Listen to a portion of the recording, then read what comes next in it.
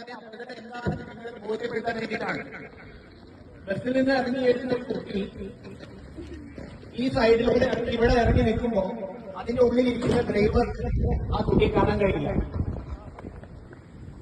അതിനുശേഷം ഈ കുട്ടി ഇവിടുന്ന് ഇങ്ങനെ വന്ന് ഈ ബസ്സിന്റെ മുന്നിലൂടെ കയറി ഇവിടെ എത്തി ഈ ഭാഗത്ത് നിന്ന് ക്രോസ് ചെയ്യുമ്പോഴും അവിടെ ഇരിക്കുന്ന ഡ്രൈവർക്ക് ഇതിനെ കാണാൻ പറ്റില്ല. ഇതിനെയാണ് ബ്ലൈൻഡ് സ്പോട്ട് എന്ന് പറയാ.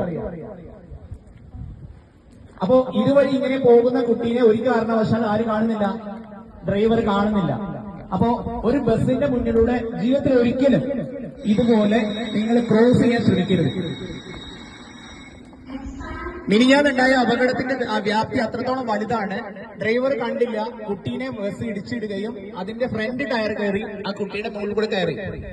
അത് മാത്രമല്ല, അത് കഴിഞ്ഞ് ബാക്ക് ടയറും ആ കുട്ടിയുടെ മേലെ കൂടെ കയറിയിട്ടാണ് ബസ്സിലെ ഡ്രൈവർ അറിയുന്നത്.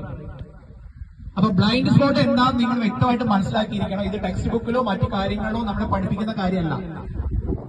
അതായത് ബ്ലൈൻഡ് സ്പോട്ട് എന്ന് പറഞ്ഞു കഴിഞ്ഞാല് അവിടെ ഇരിക്കുന്ന ഡ്രൈവർക്ക്, ആ ഡ്രൈവർ സീറ്റിൽ ഇരിക്കുന്ന ആൾക്ക് ഈ ദൂരത്ത് നിന്നാൽ മാത്രമേ കാണാൻ കഴിയുള്ളൂ.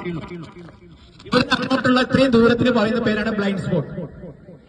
അപ്പോ ഏതെങ്കിലും കാലത്ത് ഏതെങ്കിലും സമയത്ത് ഇതുപോലെ ഒരു ബസ് നിർത്തിയിട്ടിട്ട് അതിന്റെ സൈഡിൽ ഇറങ്ങിയിട്ടുണ്ടെങ്കിൽ ആ ബസ് പോയ ശേഷം മാത്രം ഇടത്തോട്ടും വലത്തോട്ടും നോക്കിയ ശേഷം മാത്രമേ നമ്മൾ റോഡ് ക്രോസ് ചെയ്യാൻ പാടുള്ളൂ.